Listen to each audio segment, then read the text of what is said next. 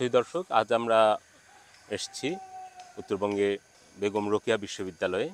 যে বিশ্ববিদ্যালয় 2008 সালে যখন ক্যাম্পাসটি হয়, একদম বিরান একটা ভূমি আমরা দেখেছি। সেই বিশ্ববিদ্যালয়টি এখন সবুজে সবুজময় একটি ক্যাম্পাসে পরিণত হয়েছে। আর এই ক্যাম্পাস যে সবুজ হয়েছে, এর পেছনে রয়েছেন একজন শিক্ষক। 400 প্রজাতির 37,000 বৃক্ষ নিয়ে বেগম রোকেয়া বিশ্ববিদ্যালয়ের তিনি তুহিন ওয়াদুদ। আমরা আজকে তুহিন ওয়াদুদের সঙ্গে কথা বলবো, যিনি একই সঙ্গে পরিবেশ নিয়ে কাজ করেন, নদী নিয়ে কাজ করেন। আজকে জানবো এই বৃক্ষ জাদুঘরটি গড়ে তোলার পেছনের গল্পটি। গাছ লাগানোর ব্যাপারটা আসলে আমার অনেক পুরনো বলছি এই কারণে যে আমি যখন স্কুলে পড়ি তখনও অনেক গাছ আমি রোপণ করেছিলাম। যখন বিশ্ববিদ্যালয়ে পড়ি ঠিক ওরকম সময় আমাদের বন্ধুর মামার বিয়ে হলো, আমরা অনেকগুলো গাছ কিনে নিয়ে সেখানে গেলাম, ভ্যান ভর্তি করে গাছ নিয়ে গেলাম। একদম নতুন মাটি ছিল, গাছ তরতর করে বড় হয়েছে। একদিন বলছে যে, বাবা গাছ লাগবে নাকি? তা আমি বললাম, কি গাছ লাগবে কেন? কয়েক গাছ যেগুলো দিচ্ছেন, গাছ তো বড় বড় মোটা মোটা হয়েছে, নাগলে কাটিয়ে আনেন। তো এটা একটা আর কি, আমি বন্ধুদের গাছ গিফট করার ক্ষেত্রে আমার খুব ছিল। বেগম রোকেয়া বিশ্ববিদ্যালয় 2008 সালে প্রতিষ্ঠিত হয়। 9 সালে একাডেমিক কার্যক্রম শুরু হয়। তখন আমরা অস্থায়ী ক্যাম্পাসে ছিলাম, 11তে এখানে এসেছি। কিন্তু 2013 সাল পর্যন্ত এখানে গাছ ছিল না যেখানে দাঁড়িয়ে ছায়া নেওয়া যায়। তখন আমরা উদ্যোগ গ্রহণ করি যে এখানে কিছু গাছ আমরা রোপণ করতে চাই। আমরা 37,000 গাছ রোপণ করেছিলাম এই 75 একরের ভিতরে বেগম রোকেয়া বিশ্ববিদ্যালয়ে। কিন্তু সব গাছ তো হয় না, হয়নি, কিন্তু অনেক গাছ হয়েছে। আমরা যে 4 শতাধিক প্রজাতির গাছ লাগিয়েছি, এর মধ্যে এত দুর্লভ গাছ আছে, এই দুর্লভ গাছগুলো হচ্ছে লাগানো খুবই কঠিন। যেমন এই যে আমরা যে গাছের নিচে আছি, এই গাছের নাম কর্পূর গাছ। কর্পূর গাছ তো আমি সারা জীবনে কর্পূর গাছ তো আর দেখিনি। এই যে আমি গাছ এতদিন ধরে রোপণ করি, দুর্লভ গাছ নিয়ে আসি, অনেক নার্সারিতে যাই, কোথাও কিন্তু আর একটা কর্পূরের চারা আমি দেখিনি। যদিও নেপালে দেখেছি কর্পূর গাছ প্রচুর। এটা একটা জাবাটিকা বা গাছ, ফল হয়। গাছটা বড় হবে অনেক, তখন গাছের রূপ নেবে। এখন তো একটু ঝোপালো হয়েছে, বৃক্ষে পরিণত হবে। এটা ছোট হলদু বলে। ছোট হলদু, এখানে কিছু গাছ আছে যেগুলো গাছ হিসেবে দুর্লভ রেখে দেওয়া হয়েছে। কিছু গাছ আছে ওষুধি। ক্যাম্পাসে কয়েকটা মহুয়া গাছ আমরা লাগিয়েছি, এর চেয়েও বড় মহুয়া গাছ আছে। মহুয়া আছে, পাশে হিজল আছে। হিজল এইদিকে কম, এই অঞ্চলে, রংপুর অঞ্চলে হিজল কম। মানে সিলেট অঞ্চলে গেলেই যত হিজল দেখা যায়, সেই তুলনায় তো এদিকে হাওরের গাছ হিসেবে অনেক, মানে পানি জমে থাকে, তার পারে খুব ভালো হয় এই গাছ। এটা সিভিট গাছ, একদম পাতাগুলো দেখেন আমের মতো, শুধু আম পাতা একটু বেড়ে, ডালগুলো একটু বেড়ে ওঠাটা একটু ভিন্ন। এই যে গাছটা আছে, এটা হচ্ছে সুলতান চাপা। সুলতান চাপার আরো গাছ আছে। সুলতান চাপায় ফুল হবে, এবং গাছটাও দেখেন কি দারুণ, পাতাটাও সুন্দর, মনে হয় যেন আর্টিফিশিয়াল মনে হয়, সুগন্ধি ফুল।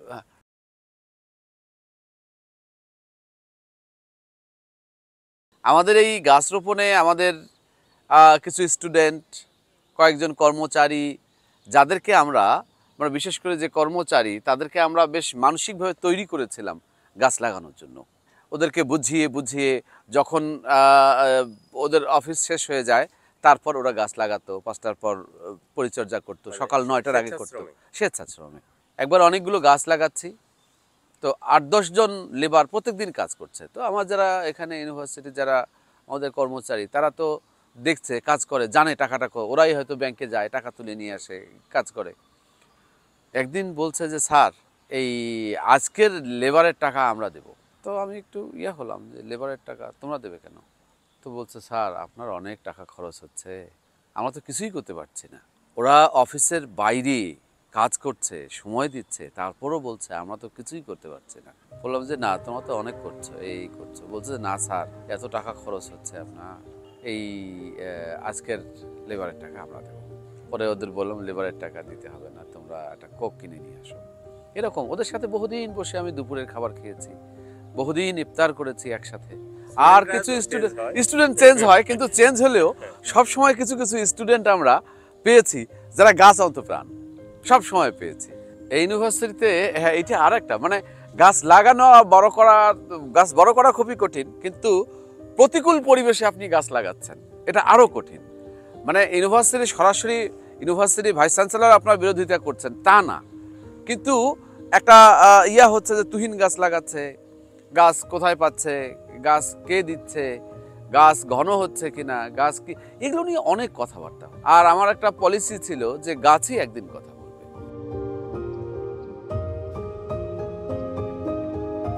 দেখুন এই গাছ, এই ক্যাম্পাসটায় আমরা এক জায়গায় দাঁড়ালে পুরো ক্যাম্পাস ফাঁকা দেখা যেত, একটা গাছ ছিল না।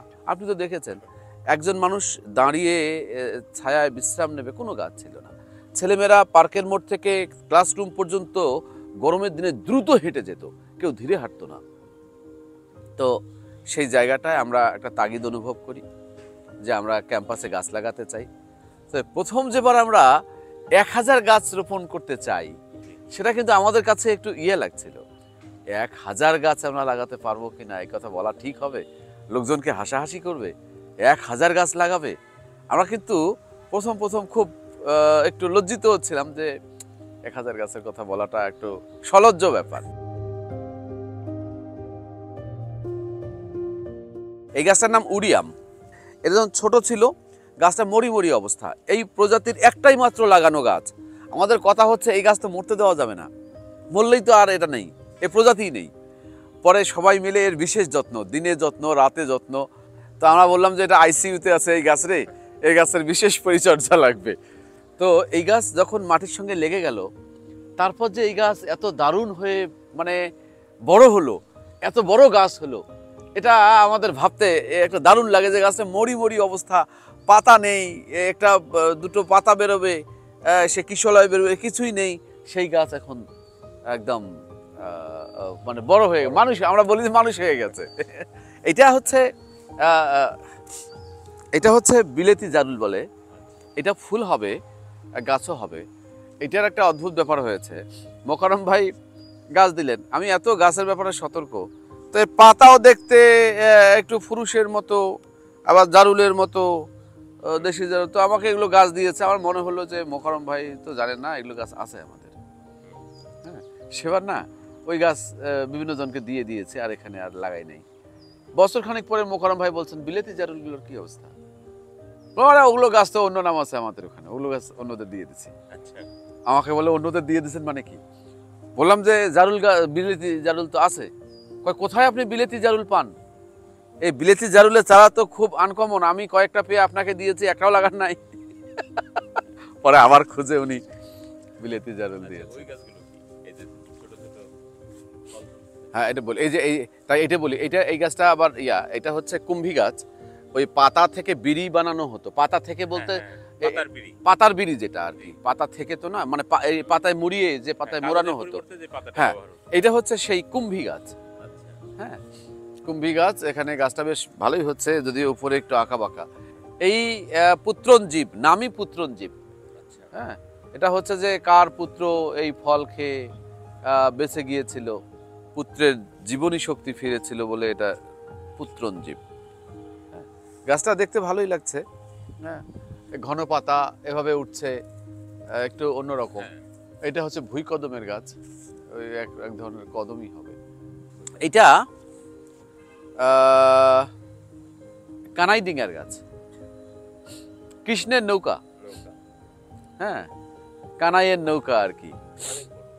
কৃষ্ণ ওদিকে গাছে কি ফল দেখা যায়?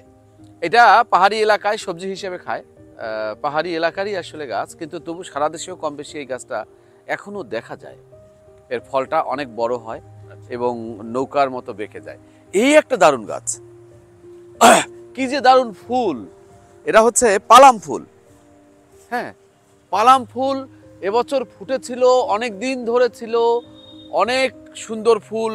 এর পাপড়ি শিমুলের পাতার মতো ভারী, একদম গাঢ় রং, দূর থেকেও এটা চোখে পড়ে, দূর থেকেও চোখে পড়ে, এবং অনেক দিন ধরে এটাতে ফুল হয়েছে। এটা বক্স বাদামের গাছ। এই গাছ হচ্ছে লাল সোনাইল। এখন লাল সোনাইল অনেক জায়গায় হচ্ছে, কিন্তু এখনো ব্যাপকভাবে হয়নি। লাল সোনাইল কেসিয়া জাভানিকা যেটা বলে, তো লাল সোনাইলটা এত অসাধারণ ফোটে মানে আমাদের এখানে। এই যে গাছের ডাল ধরে ধরে ফুল, এবং এই গাছে যখন ফুল হয় তখন এটা ক্যাম্পাসে শুধু নয়, এই অঞ্চলে এটা একটা আলোচনায় পরিণত হয়। অনেক মানুষ এই গাছটা দেখতে আসে। ভালোবাসা না থাকলে এই কাজ কেউ করতে পারবে না, কারণ নদীর কাজ, পাখির কাজ কিংবা গাছের কাজ একদিনের কাজ না, এক বেলার কাজ না, একটা মৌসুমের কাজ না। এই কাজটা হচ্ছে জীবনব্যাপী কাজ। একই রকম গাছ দেখা যাচ্ছে না, দেখতে কেমন লাগছে? এটা আমরা যখন বাংলাদেশের বয়স 50 বছর হলো আর কি, সেই 50 বছরে বিশ্ববিদ্যালয়ে আমরা বৃক্ষরোপণে কি করতে পারি, এটা অনেক চিন্তা ভাবনা করে আমরা মোকাররম ভাইয়ের সাথেও কথা বলে উনি পরে বললেন যে আপনারা 50টা নহিচিচার গাছ লাগিয়ে দিন। হ্যাঁ, এগুলো একসময় ফুল হবে, যখন ফুল হবে তখন দারুণ লাগবে। তো আমরা কিন্তু এই দিক দিয়ে একদম এই জায়গাটায় 50টা নহিচিচির গাছ আমরা গত বছর একটু একটু করে ফুল এসেছিল।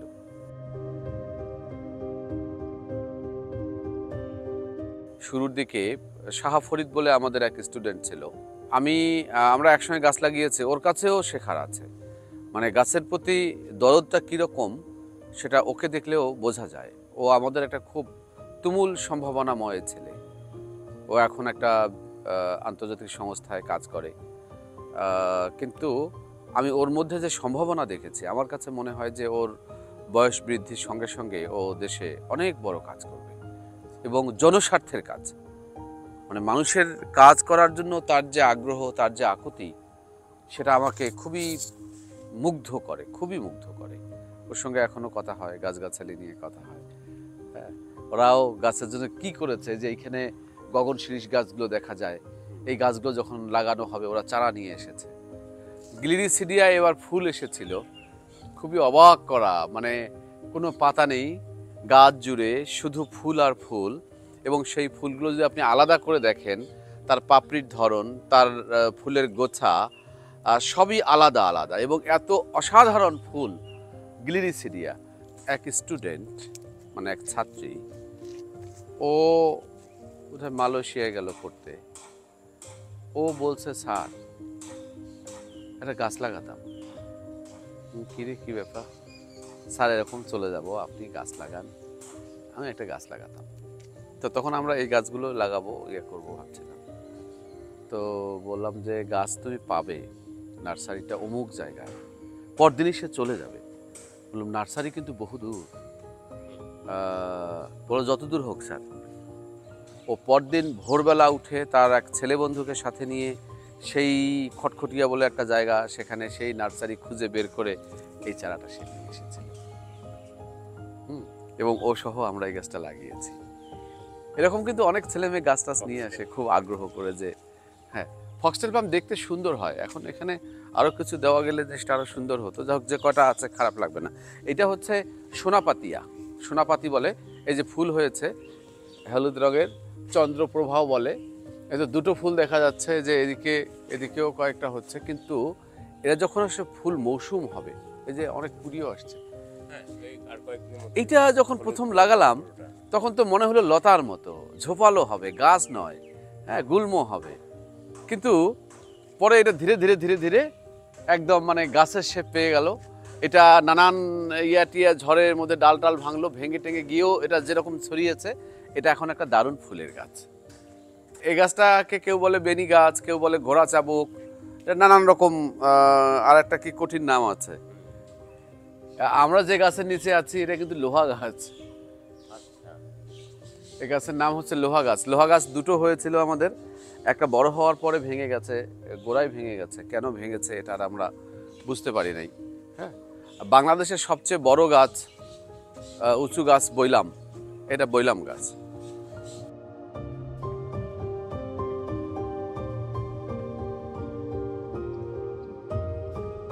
প্রচুর খরা ছিল, পানি দেওয়াটা কঠিন কাজ ছিল, কিন্তু আমরা যে পরবর্তীতে এই গাছগুলো বড় করেছি, এটার পিছনে আসলে এত পরিশ্রমের গল্প আছে, এত একাগ্রতার গল্প আছে, এটা আমাদের কাছে এখন বিস্ময় জাগানিয়া। এই 2025 সাল পর্যন্ত আমরা প্রায় 4 শতাধিক প্রজাতির গাছ লাগিয়েছি এই ক্যাম্পাসে। এই বৈচিত্র্যপূর্ণ গাছ, আমি মানুষকে বলি যে আমাদের দেশের শিক্ষা প্রতিষ্ঠানগুলোতে ছোট হোক বড় হোক, গাছ লাগানোর অনেক জায়গা আছে। গাছ লাগালে কি হয়, যদি একটা বট গাছ লাগানো যায়, একটা পাকুড়ের গাছ লাগানো যায়, প্রচুর পাখিও কিন্তু এর ফল খায়, প্রচুর ছায়া হয়। এর বাইরে যখন আমার গাছ লাগানোর জায়গা আছে, যদি দুর্লভ গাছ লাগানো যায়, সেটা ফুলের হতে পারে, ফলের হতে পারে, ঔষধি হতে পারে, নানানভাবে গাছ কিন্তু প্রতি মুহূর্তে পরিবেশের উপকারটাই করে, ক্ষতি করে না। যাই হোক, এই গাছ রোপণের ক্ষেত্রে আমাদের বেশ কিছু শিক্ষার্থী, ওই যে বললাম শাহ ফরিদ, সঞ্জয়, সুপ্ত, বিভিন্ন সময় বিভিন্ন রকম ছেলেরা এসেছে। তারা এই ক্যাম্পাসটাকে নিজেদের মতো করে গড়ে তুলবার জন্য সময় দিয়েছে, শ্রম দিয়েছে। আমাদের কয়েকজন কর্মচারী আমাদের সহযোগিতা করেছে। আর যৌথ উদ্যোগে যে একটা বড় কাজ হয়, তার একটা দৃষ্টান্ত বেগম রোকেয়া বিশ্ববিদ্যালয়।